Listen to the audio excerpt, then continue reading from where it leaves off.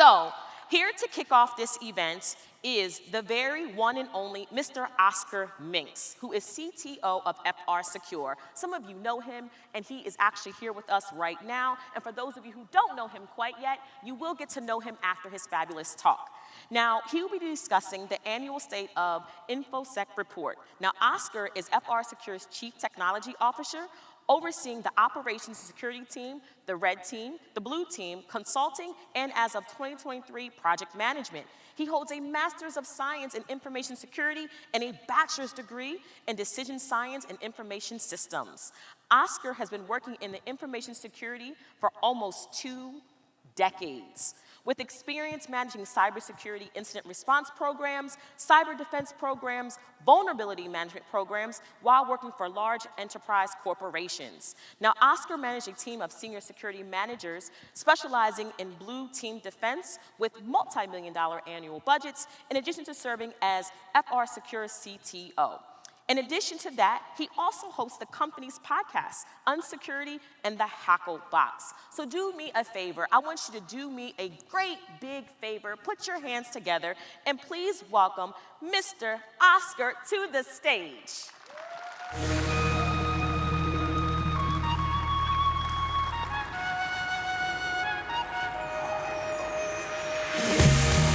Thanks, Quinn. You made me sound real nice. Hey, where's the clicker? Oh, there it is. What's up, everybody? Woo! So this is cool. Every year, I feel like it gets cooler and cooler. I'm sure some of you guys were with us at US Bank last year. That was really neat. We got to kick footballs after the talks. Now we're on a basketball court. I heard we get to shoot hoops later, so that's pretty cool. If you guys want to have a dunk contest, I hear Brad can dunk. I don't know.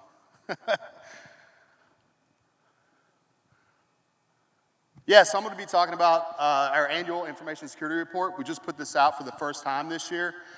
If you haven't had a chance to read it, I think everybody got a copy of that today, so hopefully you enjoy that. Hopefully you learn from that and you have some takeaways to continue to improve your security program and posture. This echo is weird. Is it weird for you guys? Okay. So if I get weirded out because I'm hearing myself, it's not my fault. That's me. She just said all those things. This is really a brag sheet. I think I'm going to get rid of this because I don't know. It's too much, but I wouldn't get a chance to show my sweet-ass fish I catch. So that's a big brown trout I caught a couple weeks ago. I really like fly fishing. I really like hacking things, helping people. And I mean, really, I love to help people, and that's primarily why I'm here. So yeah, we did a report this year, and I'm really excited about it. We had nearly 400 validated security assessments last year, 55 incident response engagements. And so essentially we just analyzed all this data, and I tried to put together a story that would be understandable, digestible by everyone, and more importantly, give us an opportunity to learn from our mistakes, grow, and continue to evolve our security programs. All sectors, all verticals are represented in this. All the data has been anonymized, and I hope that you learned something from this. I'm probably going to talk too much and go too long because I only have 30 minutes. And see, I forgot to set a timer. I said I was going to, but Quinn's going to keep me in check. So this is the TLDR, and this is at the end of the report. So if you don't want to read it, here's some things you can take away. This is also the DPA. Maybe you didn't pay attention today. Your boss made you come and you're not really paying attention. I don't know. But these are some things that you should learn, hopefully, from the talk. You can't secure what you don't know exists. We got to get a better handle on our asset inventory, our data classifications, our application inventories, and we'll see why. Got to get a better handle on your vulnerability management program, and we have to shift our thinking to understand that a vulnerability management program isn't scanning for vulnerabilities and remediating those vulnerabilities. There's much more to it, including we have to know what we own so we can secure that. Logs. In all of our cases that we worked, we were only unable to identify the initial point of ingress due to lack of logging, so logs are pretty important. MFA everything, but do it the right way. And so, obviously, we've been preaching this for years, put multi-factor authentication on all your public logons. But do it the right way, and we'll talk about what that means. We'll look at some MFA defeat methods that we observed last year. IR preparedness is key. Train, and security isn't easy. Often we find that our most difficult path to resolution is likely the best path to resolution in life and in security. So let's dig in. So this is our case overview. We categorized cases into 3 primary categories this year. So we had ransomware, that's pretty self-explanatory, meaning there was an encryption event or data exfiltration event. Pre-ransomware and internal compromise. So in these cases, this means there was an incident or a potential incident that would have likely led to encryption or exfiltration. And then finally, business email compromise. This is just a stat from IC3 I thought you guys may find useful. If you've seen me talk before, I always talk about how lucrative it is to be a ransomware threat actor. It's a very profitable business that continues to grow. If we look at 2018, about $2.7 billion in total losses, and it ballooned into $10.3 billion in total losses last year, a summation of about $27.6 billion. Has anybody's business here made that much money in the last 5 years? Probably not, so let's dig into the ransomware and internal compromise first. Less than 10% of all the cases that we worked actually resulted in full encryption. And in all those cases, FRSecure was notified after the encryption event had already started, except for one. The one case, we were notified when the encryptor had already been staged in the environment, and they were in process of deploying that throughout the environment. We were able to prevent full encryption. However, there was some encryption there. But the moral of this story is have a good IR partner that you trust, have an internal capability, know that you can execute, have a plan, because acting quick, mean time to detection is important, but even more importantly is mean time to respond, and even more importantly is your ability to effectively respond when you identify these incidents. But there's one big key takeaway here from all of this. If we look at our compromise root case in all of these cases, the majority were either a vulnerability exploit or social engineering. So reiterating the facts I already mentioned, we have to get better at vulnerability management, and it's not just scanning and patching, as you'll see, and we have to get better at educating our users because social engineering has always been a part of this. It will always continue to exist. It's not going to go away. Humans will be the weakest link. And so, if we look at the vulnerability data here, the key takeaway is that of all these cases that were a result of a vulnerability exploit, only one of those vulnerabilities was less than 12 months old. Most were published in 2021. We even had one vulnerability that was discovered in 2017 that was exploited as part of a ransomware event. So if we look at this, some of these could have been fixed with a patch, which is the mindset most people think about when they think of a vulnerability management program. But not all of them. Some are just overexposure. You shouldn't be exposing these systems or applications to the internet. But more importantly is a lack of understanding and how to properly remediate the vulnerabilities. You can see that proxy shell and log4j accounted for the majority of our vulnerability exploit cases that resulted in ransomware. And so, if you guys remember proxy shell and log4j, you should know that a patch was almost pointless. So when those 2 vulnerabilities were published, POC was quickly available, and threat actors around the world quickly began exploiting every publicly accessible system that was vulnerable to those applications. We worked a ton of these cases too the year before in 2021, and luckily in that year, the systems had been vulnerable, had been exploited, but a further attack wasn't executed because we were able to properly investigate. So in these 2 specific vulnerabilities, it allowed an attacker to be unauthenticated and drop a remote web shell onto these systems. And so a lot of people, and I saw this throughout, they heard about proxy logon, they heard about log4j, they didn't really understand the attack chain, and they're like, no, we patched for that, we're good. But the reality is, if you had that system on the internet and you had a gap in patching of more than 24 hours, you were already exploited. The shell was already there. And so all of these cases that we worked, everyone had patched for log4j, everyone had patched for proxy logon and proxy shell. However, they hadn't properly threat hunted their systems. That was a persistent web shell, and the attackers were able to come back later, access the system through the web shell, and then gain access to the rest of the environment. So it's really important if we think about vulnerability management again. A patch here was kind of useless because you were likely already exploited. So part of managing your vulnerabilities is actually understanding those vulnerabilities, understanding the attack chain, and understanding how to properly investigate your systems to see if those systems have already been exploited by our attackers.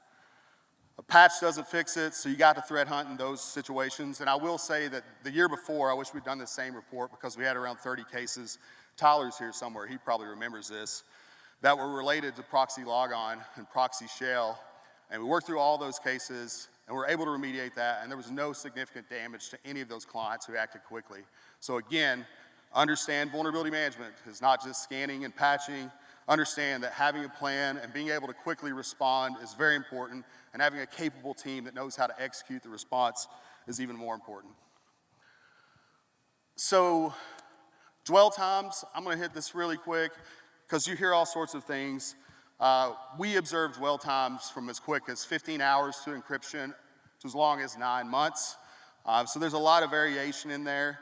We tend to focus on mean time to detection, but in reality, I do believe mean time to respond and the efficiency of the response is likely more important than the mean time to detect. The key here, though, is the backups. I think it skipped. No, it didn't. I'm out of order. So all of our cases, 80% of our cases, backups were destructed, meaning the attackers encrypted the environment, but they also encrypted your backups, so the backups were unusable. I talked about this here last year, and that invoked a lot of thought and conversation from people, but we really need to start evolving our backups. We're doing a pretty good job at backing up data. Like 91% of organizations we have assessed have an effective backup strategy. 85% of organizations are storing backups in a remote facility that protects them from physical disaster. However, a plan to protect your backups from physical disaster isn't effective from cyber disaster. And so the solution is we need to get our backups offline. If the attackers have a dwell time like we talked about before, they're able to live in your system for 9 months before you can detect, chances are they're being very methodical, and there's a reason they're doing that. And the reason is proven is because they likely already have access to your data and can deploy that ransom event at any time, but they want to prevent your ability to recover from that ransom event. And so therefore, they're going to find a way into your network connected backups, and destructing those backups is always a part of this kill chain. I always get asked about immutable backups because immutable backups are network connected, and a lot of people believe that's a proper defense. It's a better defense than not having immutable backups. However, immutable backups can be defeated as well. Immutable backups require an administrator. And so if our attackers are able to gain administrative access into your environment to deploy the encryption event, chances are, with a long enough dwell time, they'll also be able to gain administrative access to immutable backups. A, they can destruct containers, or B, they can manipulate policies. And if you don't have an effective backup plan in place where you're testing your backups, then they can manipulate those policies, change the immutable containers so they will expire at a certain time period, and then execute the attack after that. So when we talk about backups, it's important to understand we got to start thinking about how to get those offline. And everybody's like, oh, on a tape? It's like, yeah, on a tape. Tapes are in a vault. Tapes are secured off-site. You can't attack a tape by network. So start thinking about that. I'm glad we have the data to prove this now, because I remember doing this talk last year, and it's like, this is part of the kill chain. And a lot of people question that, but the data doesn't lie, and it shows. The attackers are very effective in their kill chain in identifying your backups and destructing those backups before executing the encryption event. I can't tell you how many times we've started a ransomware case, and we hop on the phone, we're triaging, and we say, do you have good backups? And everybody always says, yep, we've got good backups. Okay, have you tested those backups? No, we haven't tested those backups. Okay, well, go test your backups and call us back. And they call us back and they say, yeah, our backups are encrypted as well. So think about how to get those backups offline. So we don't want to pay the attackers. We don't want to fund terrorist organizations. So how are we doing on inventory? I talked about how important that is, but here's the stats to back that up.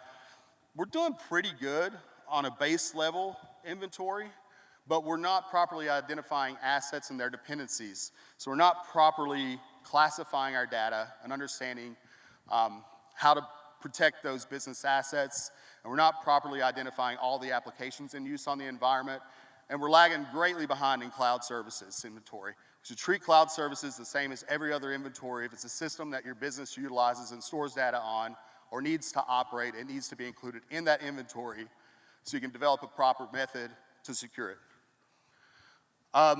More stuff, like the big one here, we talk about scanning. And a lot of people still think that vulnerability management is just scanning and patching, but we're not even doing that good at scanning and patching. We can see in the data here we have to get better at this. Only 48% of our organizations are scanning for vulnerabilities at least quarterly. That scares me. We need to evolve into a continual scanning.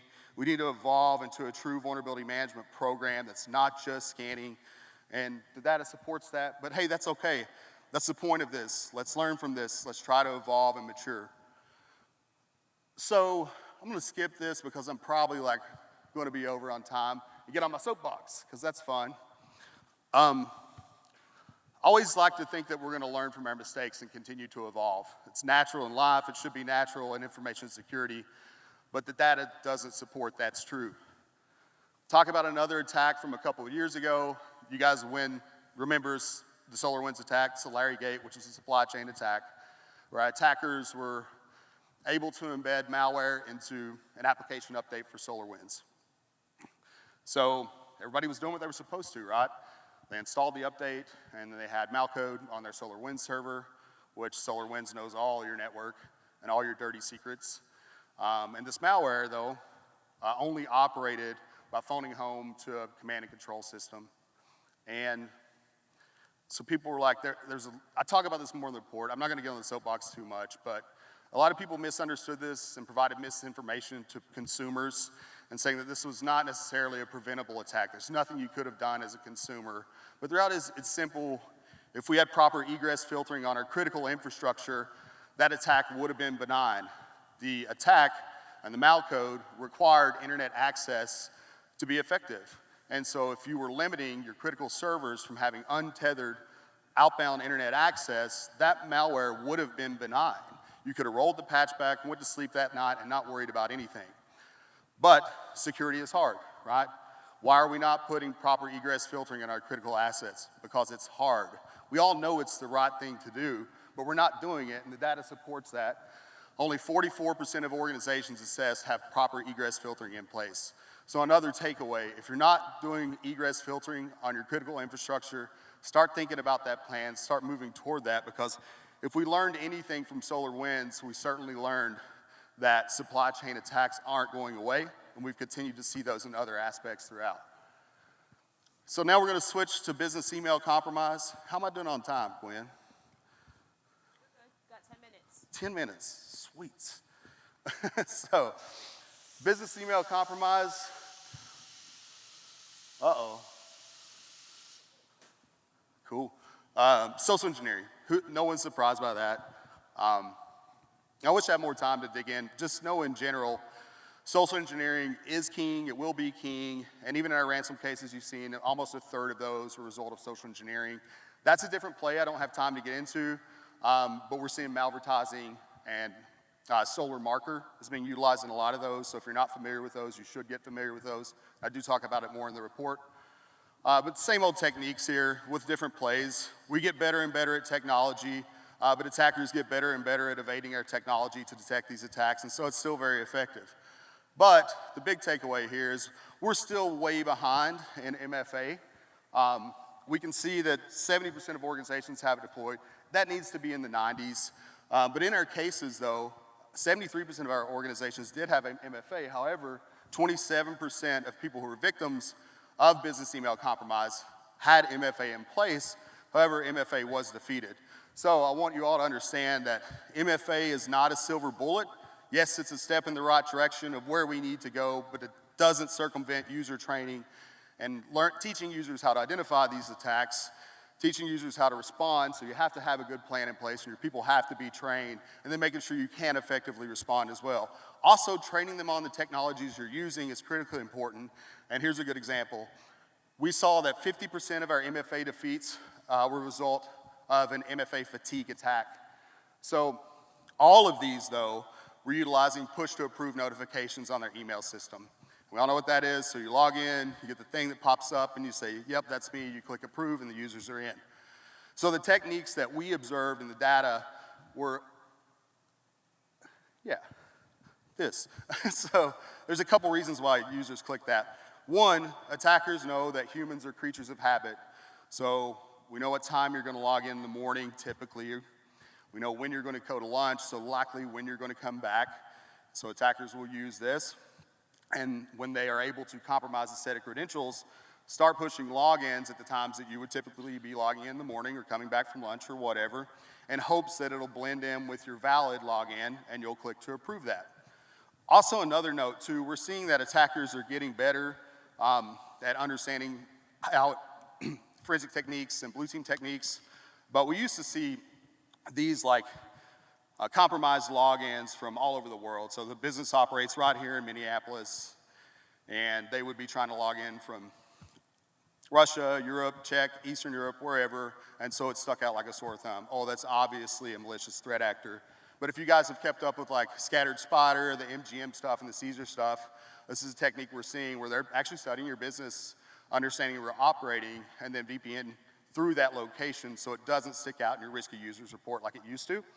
So be aware of that. But train your users. Also, don't use push to approve.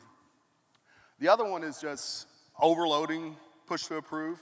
So we've seen in some cases an attacker will just continually use those compromised credentials over and over and over in hopes that the user will get annoyed by all the click to approve pop-ups and then click push approve so the annoyance stops. That was observed as well. And then another thing just to keep in mind is like, we are creatures of habit, and we get so used to these things that it just becomes natural. Like, if you're using push to approve, you log in every morning, you get the approval notification on your phone, you click approve, it almost becomes natural and you're not even thinking about that, right? So it's really easy to push through these credentials using push to approve, and we have a high success rate of attackers using that as initial point of ingress, and our red team uses this technique as well, and it works. Oh, also, most of the time when these happen, the user was totally unaware they were compromised. They didn't report they were compromised, again, because it's just a habit. It's a valid application saying approve for an application that they're probably using at that time, and so that caused more problems. We did observe a case where phishing was used to defeat MFA. And again, I'll reference Scattered Spider because they've been in the news everywhere.